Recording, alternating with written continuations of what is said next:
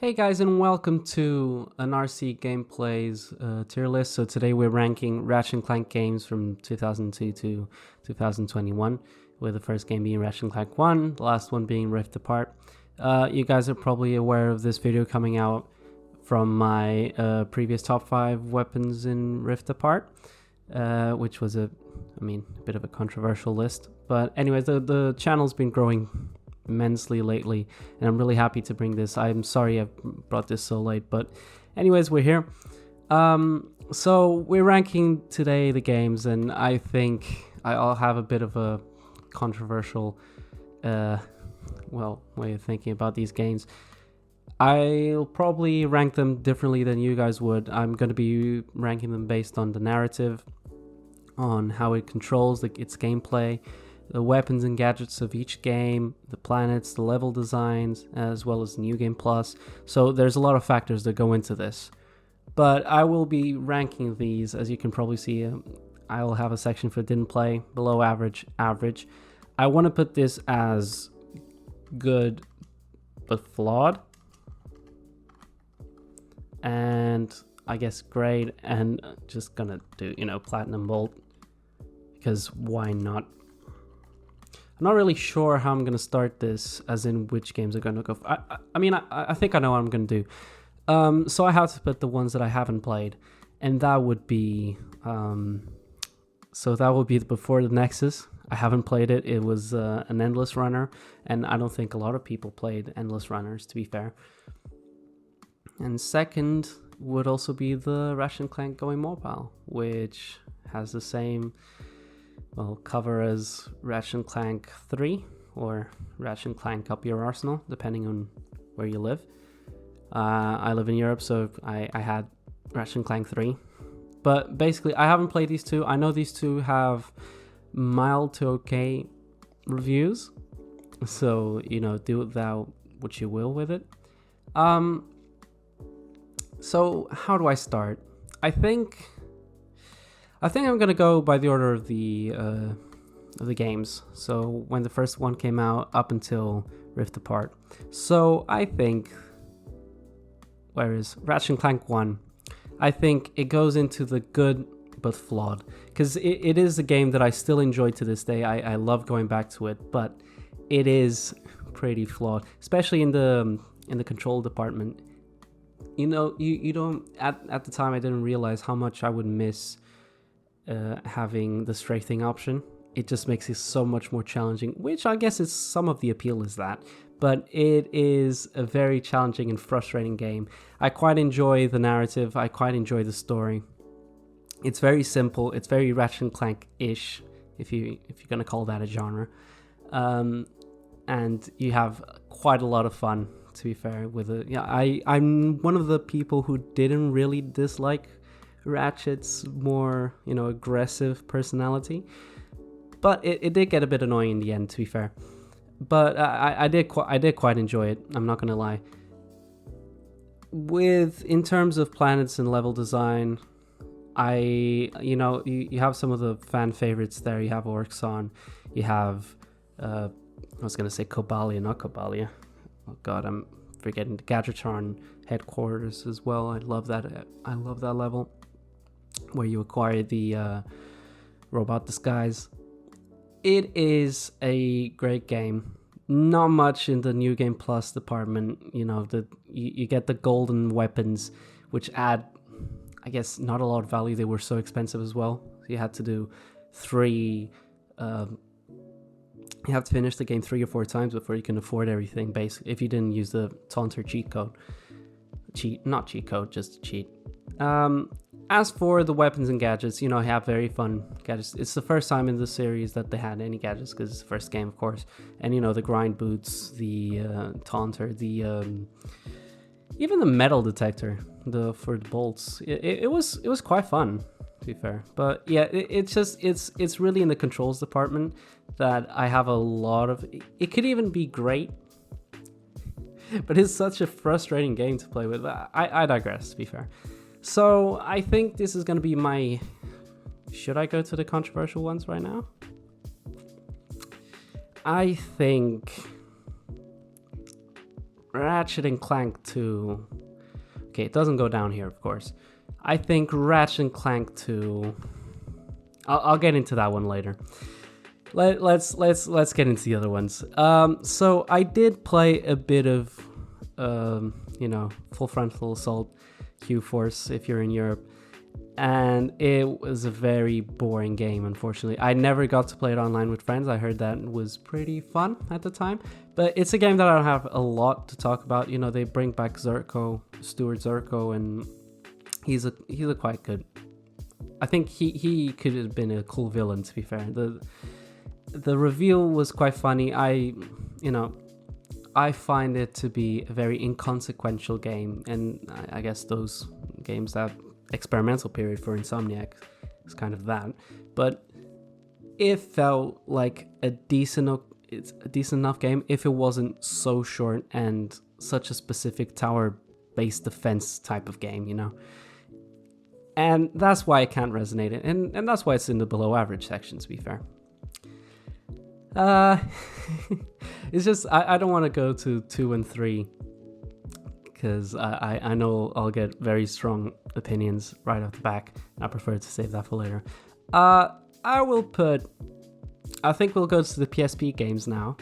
So Size Matters and Clank. I will put Size Matters in...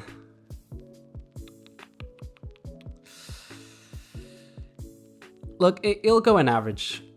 Despite its flaws, it was such a fun game. At least I had such a fun time. It's a PSP game control. The controls are shit. There's no other way to put it. It's really annoying to control Ratchet in that game. But there's so many, interesting aspects of the game.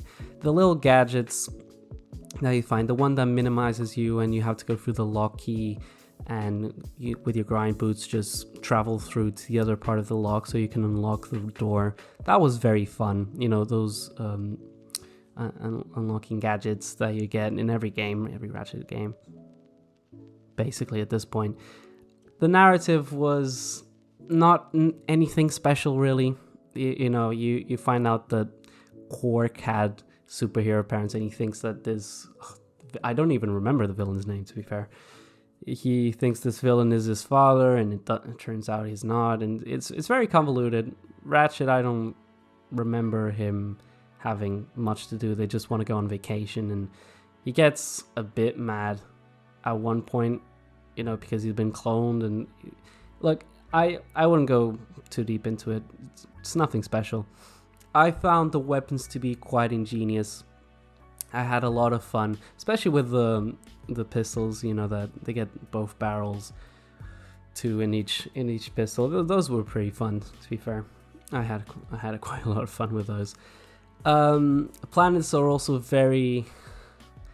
I don't know, I quite like the dream sequence, and that's, I guess, the highlight for the game. The other planets weren't too memorable. I can't even remember the names, to be fair. You have the Temple planet, you had the HQ, you had the farmland place, which had the night and day cycle, which was pretty ingenious. There were some really nice ideas here. They just didn't know how to use them. The Rhino was okay. I quite like the Rhino in that game. Nothing special, but it's a PSP game. You can't put too much about it. So I think if I would have done this tier list when I was about 8, I might have put Secret Agent Clank in good but flawed. When you think about it, I think it's above Size Matters, as in it has so much to do in the game. I know it's very convoluted. It's nonsensical all the way throughout, but it's quite a nice premise. Secret Agent Clank that came out of the Ratchet and Clank 3 game was quite a fun premise, and actually being a secret agent and having all these gadgets that like a robotic James Bond type of gadgets, the pen that turns cameras invisible, and you can become other robots with the morphing thing, and it's just had quite neat weapons, to be fair. And it's a game that they bring back a lot of fan favorites. They bring back Clunk, which was quite fun. The planets are nothing special, that's true. But the level design, look, there's a lot of sequences that everyone remembers, even though a lot of people don't like. The Ratchet sequences in prison where he gets the cakes from Clank and, you know, just goes shooting about old villains and old enemies. That was pretty fun. You get the Quark sections where it's basically his, you know, lying stories, and he just has some fun telling these stories to his autobiographer that never happened, but you actually get to play them, and they're so nonsensical and they're so, you know, out of the blue. You can't help but just smile at some of it. Even the songs that he sings, they're pretty fun. Then you got the Clank sections, you know, the snowboarding sections, even the time puzzle activities that you get where he's dancing around or he's hiding from guards and you have to just time it in the perfect time with the PSP buttons. Very flawed, horrible to control, but I still had quite a bit of enjoyment out of it.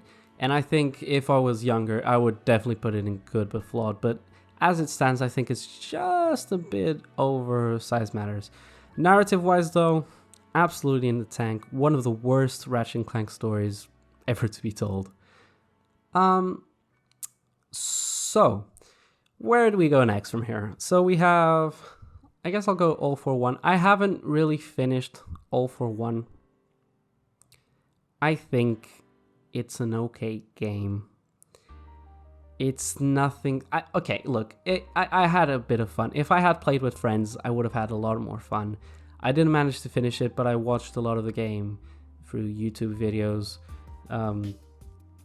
I watched a lot of the boss battles, and it did seem a bit repetitive, but the story seemed fun enough. The dynamic between the heroes, you know, Nefarious being one of the playable heroes, that was a nice, neat enough dynamic. It seemed like a good family fun game. It's just a shame that we didn't get the next Ratchet and Clank game. We had to wait a couple more years before we got into the Nexus, for example, because of this game. And, you know, it's that experimental era where Insomniac were still trying to see where they were going to go with it. And I don't think it paid out. But if you were the type of parent, if you were a parent, to be fair, and you wanted to play with your child, it's one of those games that's just perfect, you know, to have a good time, a good Sunday afternoon with. But as I say, it's not my cup of tea. So I recognize it's a good but flawed game, but it's not my cup of tea. So I think we might be ready for Ratchet and Clank 2. And I think this might surprise some of you guys, but I'm putting it down in great, which for you guys, a lot of people consider it to be the best in the game of the series. I, on the other hand, grew up preferring other Ratchet and Clank games, which I'll get into it, to be fair. But it's a game that, while I do thoroughly enjoyed it, I think there are just some things that are keeping it up from the Platinum Bolt up here. So, okay, let's go through sections. So narrative-wise, I don't think it's the best Ratchet and Clank story. It's a bit unconsequential. It is quite not, you know, you have the whole thing with Angela, who's another Lombax and never gets mentioned again in the series. She's a clumsy klutz and she doesn't do a lot for the plot, I think. I mean, she could have been more present. She could have been a better character. She wasn't. There's a lot of just one-off characters that you meet, which I know that that's the point of Ratchet and Clank, but it didn't feel personal enough for me, at least. And, you know, I quite like the reveal that Captain Quark was the main villain all along. But a lot of little things here and there just didn't quite... I don't even know how to explain. It's just not my favorite narrative. I think I'll go with that. It's really hard for me to explain. I'll probably explain to you in the comments if you guys will argue with me, that is. I think control-wise, up and bounds over Ratchet and Clank 1. There is no bigger leap, I think, apart from maybe Crack in Time to Rift Apart. There's no greater leap from Ratchet and Clank 1 to Ratchet and Clank 2 in terms of controls. Finally being able to strafe, weapons actually leveling up, that was another big feature. Weapons, all over being really good. While Ratchet and Clank 1 had situational weapons, Ratchet and Clank 2 finally had fun weapons to use. You weren't relying on the same 2 or 3 weapons, and they were actually, evolving, and we were gaining experience with them. It was a completely different, cup of tea, and I quite enjoyed it. The gadgets are great. Even the Clank sections are much better than in Ratchet and Clank 1. Clank was finally faster, and he had all these different gadget bots that you could have used. I quite enjoyed it, but there's other things where I feel it could have been a bit condensed. I quite like the fact that in every planet that you visit, there's basically 2 paths, and you don't know what you're gonna get. Same thing as in Ratchet and Clank 1. You don't know what you're gonna get. You're gonna go one path, you're gonna go the other. Maybe you're not gonna be able to go further. Sometimes you will gonna be able to go all the way because you got all the gadgets that you need. And I quite like that, going back and forth between planets. But at one point, it feels like way too many planets.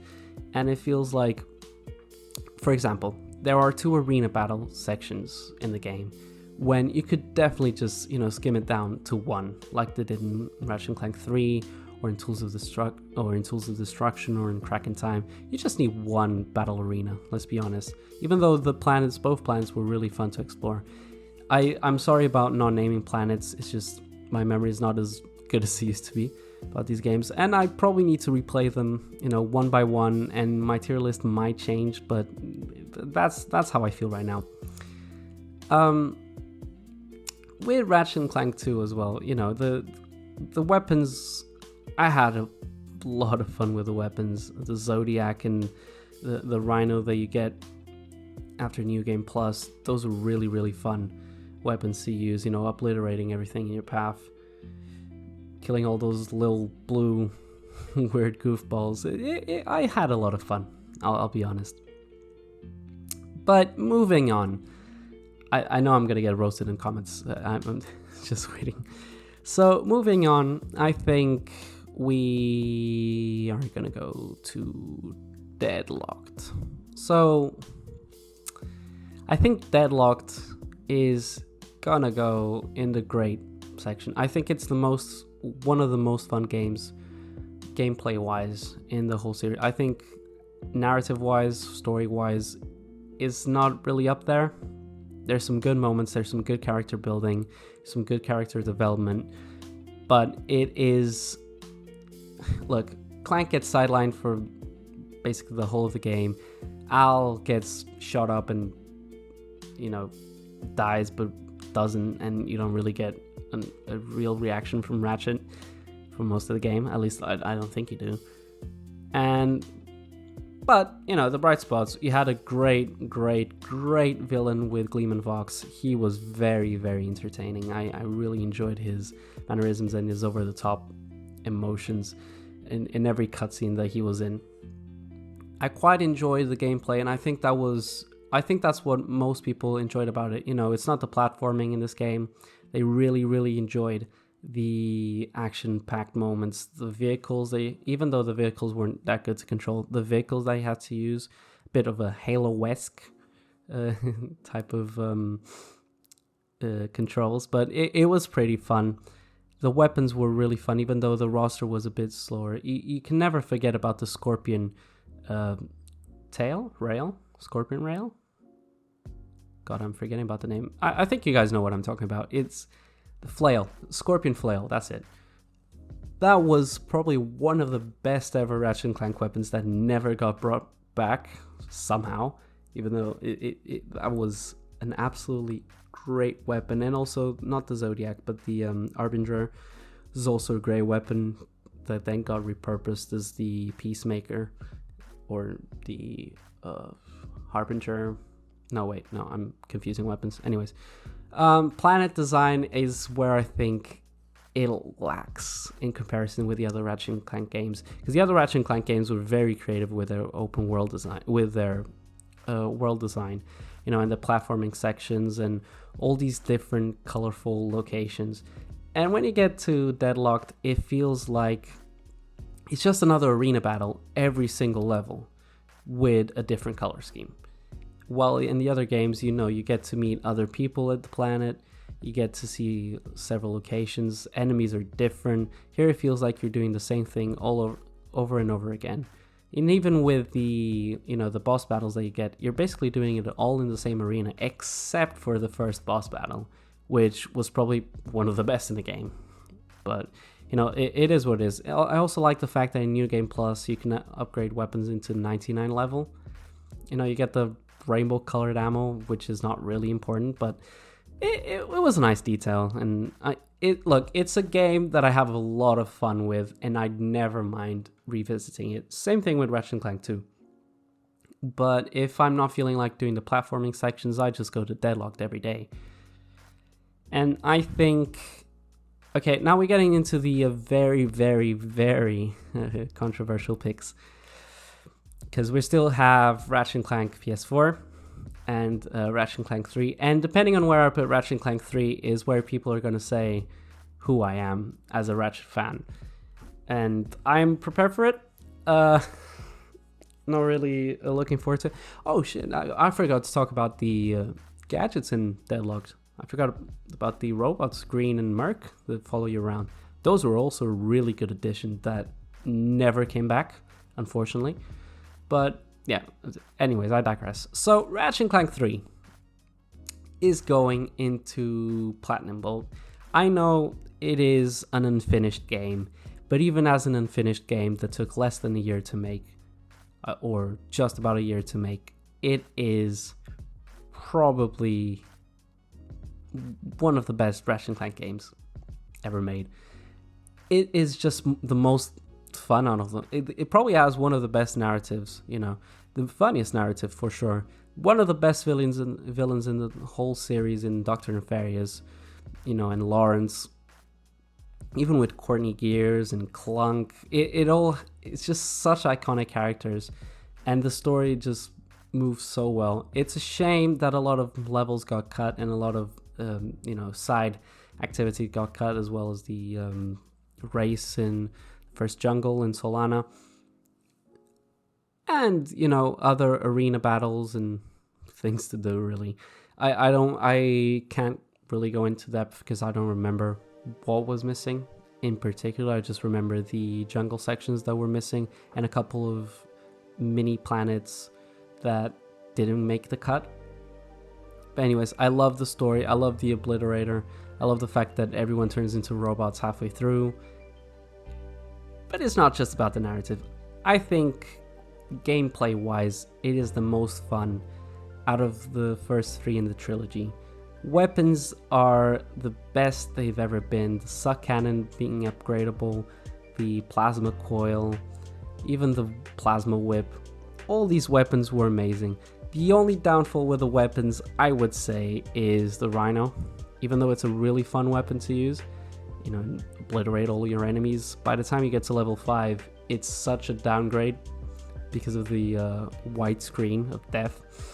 Yeah, I just want to be able to shoot several targets at once, but like, I want to control that. I don't want just a white flash of a screen and then everyone's dead. That's just not as... It's not as satisfying, I think. Besides that, the gadgets were a bit... I think it was lacking a bit in gadgets. It didn't have any grind rail sections, which was a very, very, very big downgrade from Ratchet and Clank 2.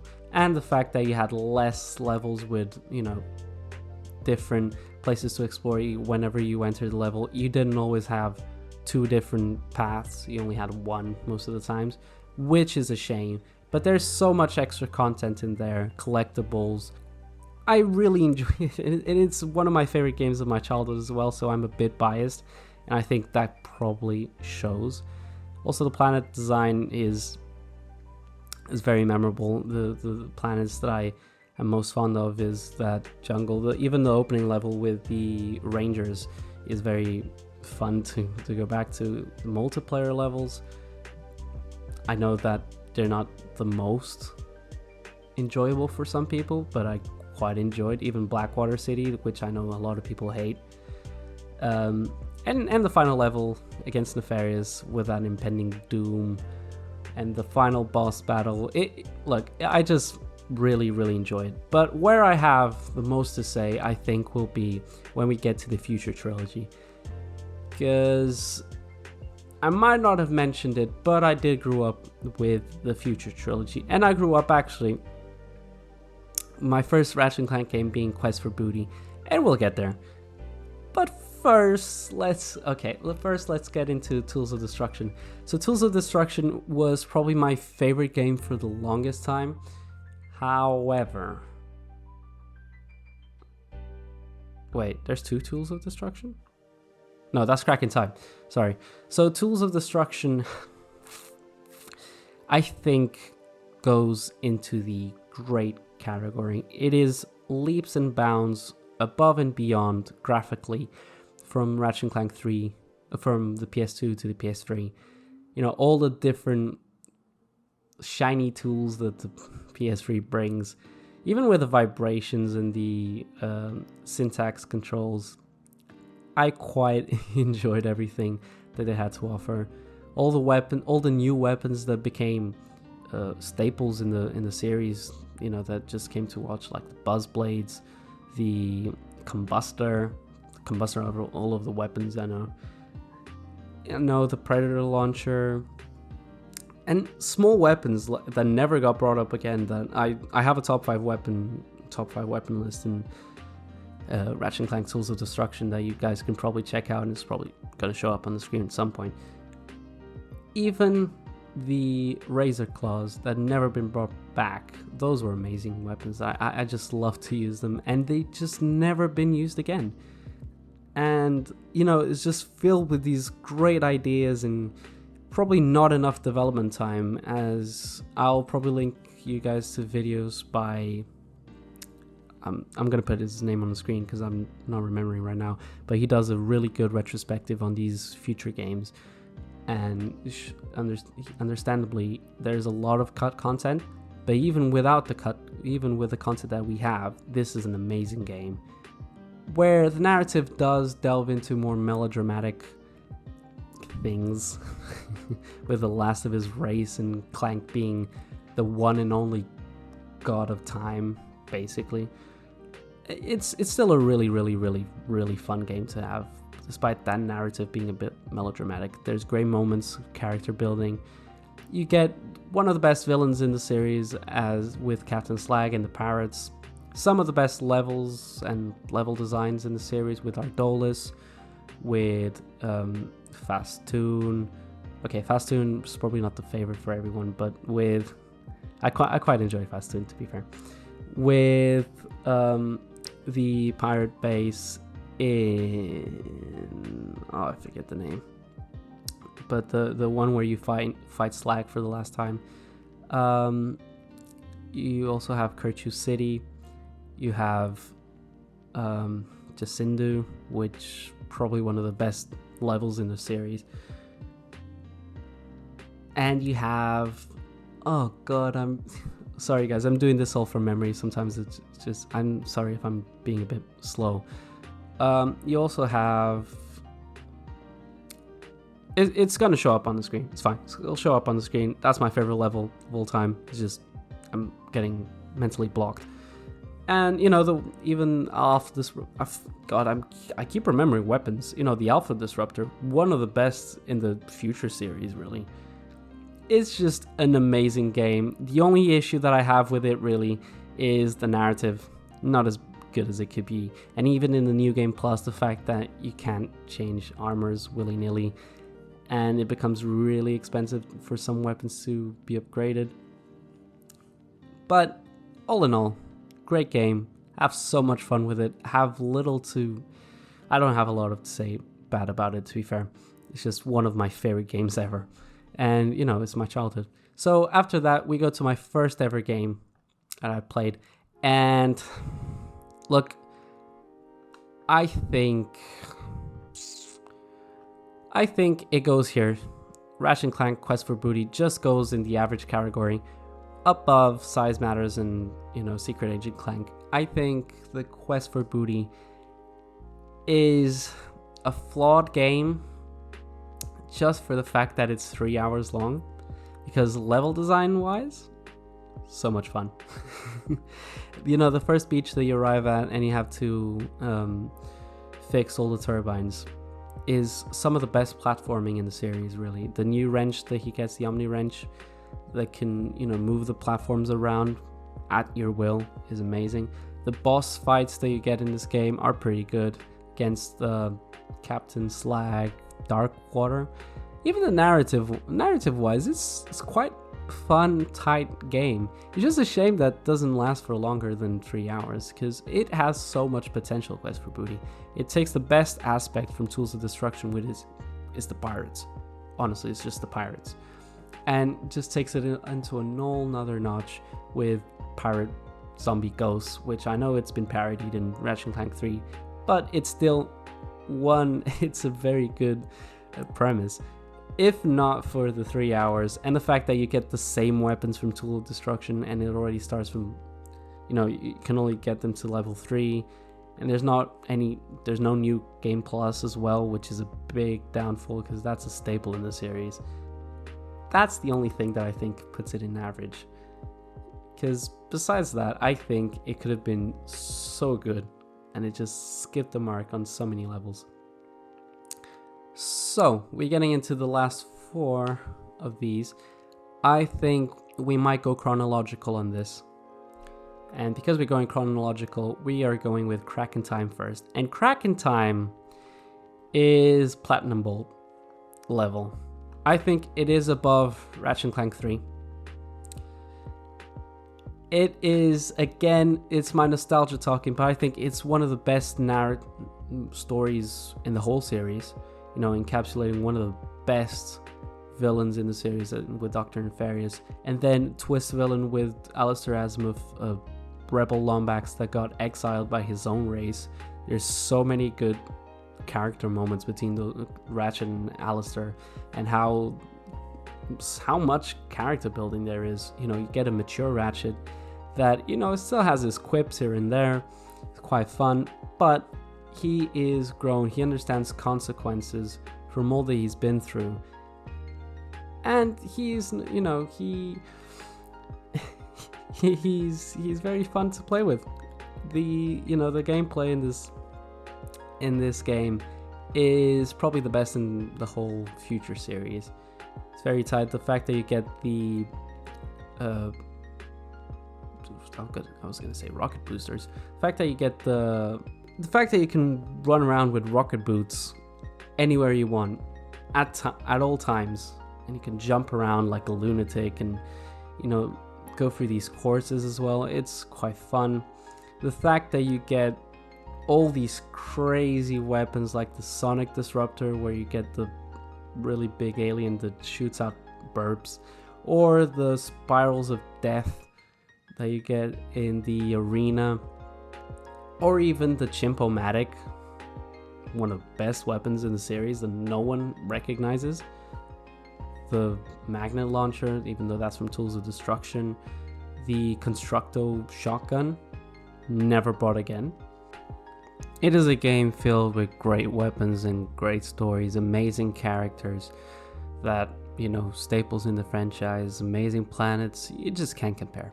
Even the New Game Plus, bringing in the Rhino 5, which happens to be my favorite Rhino with that orchestral music behind. But yeah, there's not enough praise I can give this game. It's just 10 out of 10 in terms of a Ratchet and Clank game. But next up, we have Into the Nexus, which it is with a heavy heart that I have to say that it's good, but flawed. Probably above All for One. So the problem that I have with this game, not just because it's short, it feels like there is so much untapped potential that was later, be addressed in Ratchet and Clank Rift Apart. So with Into the Nexus, I feel that the aesthetic was there, the neon purple that they refigured in Rift Apart. The villains were there, with the with the twins being the main antagonists after you have a big eyeball as the main antagonist, which wasn't the best story beat, but still, they were very good villains, with the brother Neftin, turning good at the end of the game. It had really intriguing settings, as these brothers were also, their kind was also lost, and they were also orphans, as Ratchet was, but they actually did the unthinkable and got the Dimensionator and brought their species back. Something that Ratchet is yet to do after like 20 games. But anyways, it was a shame that it was so short. It's because we finally had some emotion out of Ratchet and Talwyn. Talwyn finally comes back after Tools of Destruction. She finally, and Quest for Booty, she finally makes an appearance. Long time coming, to be fair. But that's really what I have to say about the narrative. It's an enjoyable, but short, and that's why I wouldn't put it up there. For the gameplay, I think it is a big downgrade from Cracking Time and Tools of Destruction. Even though recently we found out that Cracking Time does not hit the 60 FPS. Well, Into the Nexus is fixed at 30 FPS and struggles at that. It is definitely not optimized, and I don't know if that's the PS3 system not being good enough, but it feels like if they managed with Cracking Time, they should have managed with Into the Nexus, as there is not a big leap in graphic quality really.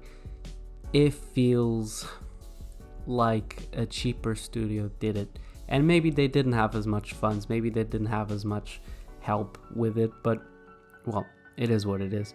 The planets aren't really that memorable. Even Metropolis is okay.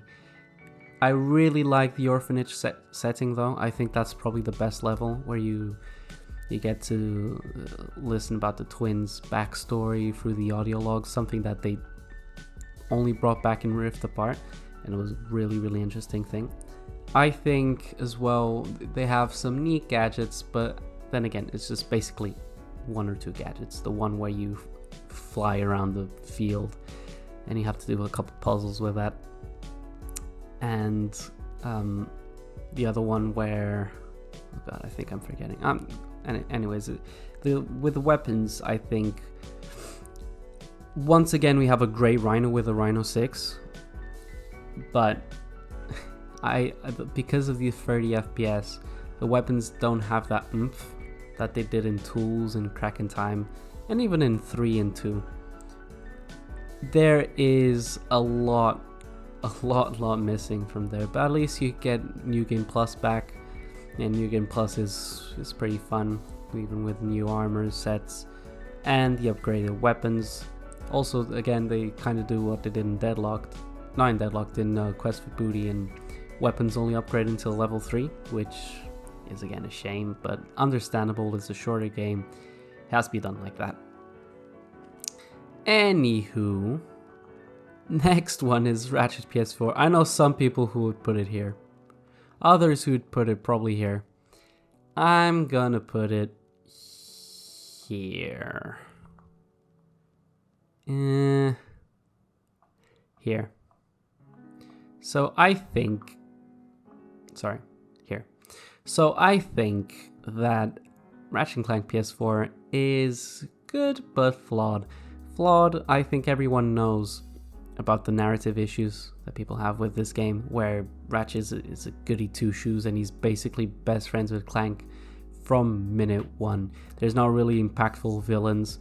You feel zero emotion out of our characters, and when you compare it with the PS2 games, it doesn't have like a third of the heart that those games had. No emotion, no sense of it just feels like it was made by AI, to be fair. However, where it does lack in the story department, it makes up for in the gameplay and controls. It's probably the smoothest Ratchet and Clank experience since Tools of Destruction, I'll say, because Tools of Destruction had really knit tight controls, whereas Cracking Time had a few dips, and in the control tightness, I think.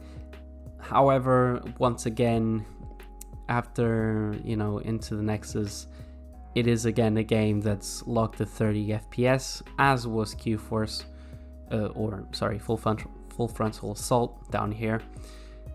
And it feels like wasted potential because the story is so bad. And it had to have the tie-in movie as well. Clank sections, again, not as good. We all know why.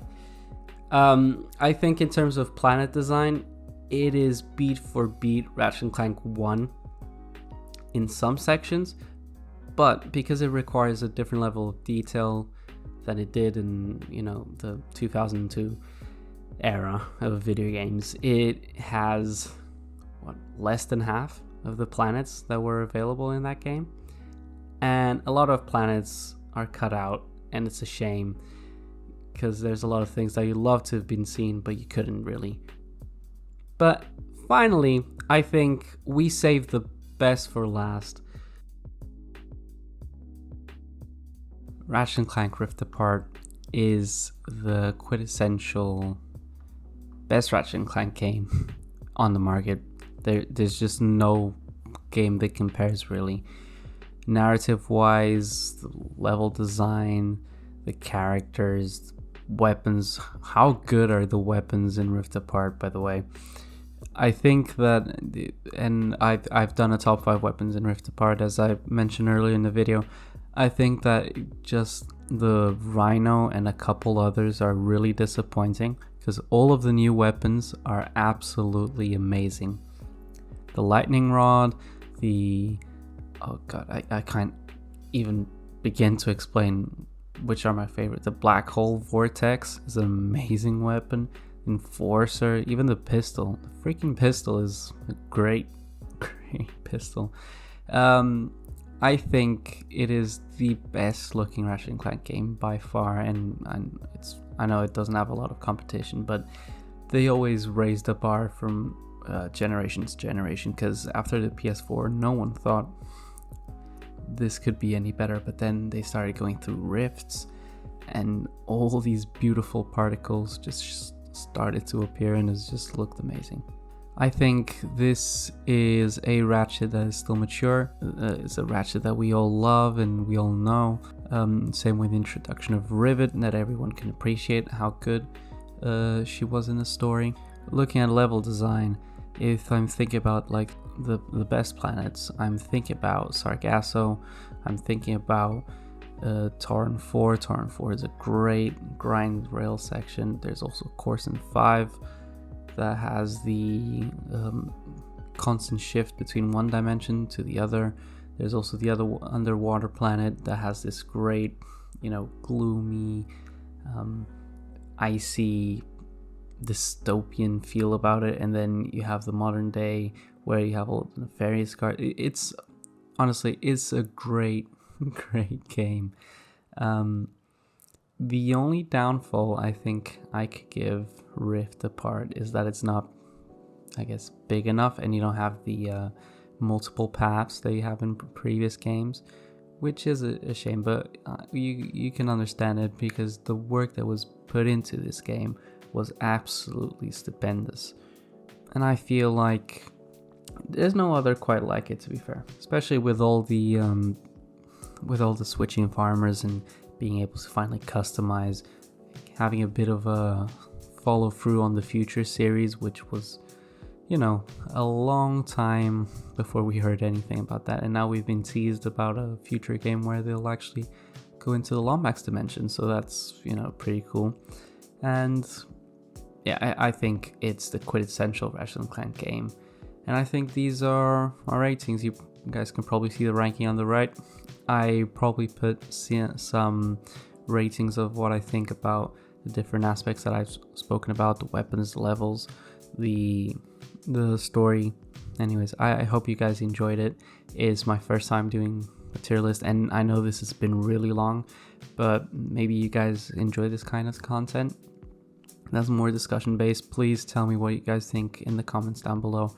I'd love to have a conversation with you guys, because I know it's really subjective, but This is honestly just my opinion, and I get if you guys aren't really into it. But yeah, with that said, guys, thank you so much and have a great day. See ya.